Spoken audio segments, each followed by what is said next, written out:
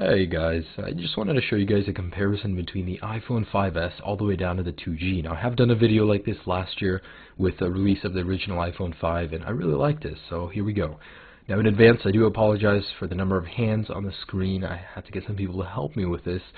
But here is the original shutdown test on all devices. I'm going to let go at the exact same time. So there it goes. Surprisingly, the 3GS was first, followed by the 3G, then the 4, and then the 2G. There's something about iOS 6 and lower that actually makes the shutdown time a lot faster than iOS 7.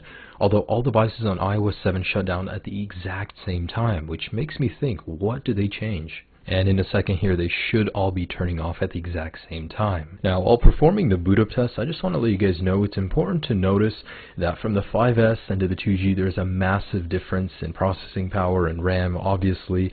Also, the software is different, so that could majorly affect this. Now, I wasn't too surprised because the 5S, of course, came in first, followed by the 5 and 5C. What came next was actually pretty surprising, and just to let you guys know, all of these devices are freshly restored, non-jailbroken, completely stock. So the 5C and 5 was followed by the 4S, and surprisingly the 2G came before the iPhone 4, then the 3GS, then the iPhone 4, and then the iPhone 3G at long last.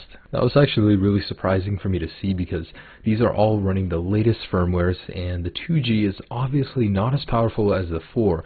It's just the booting sequence and the way it works probably was changed in iOS 7, so that could be at fault. Now for the last couple of tests, I'm going to load reddit.com and apple.com, and the 5S is almost instantaneous. Thanks to the extra processing power and the new Wi-Fi capabilities, it's an amazing web browsing device, and it goes downhill from there to the 5C and so on. Just to confirm, all applications have been closed in the multitasking bar where applicable, and we're just going to go ahead and load reddit.com. And here we go. So this is reddit.com, launched on all devices at the same time. The 5S is king in this test as well as all others. Then comes the 5, then the 5C, then the 4S, and then the 4, and so on. So what did I learn doing these tests?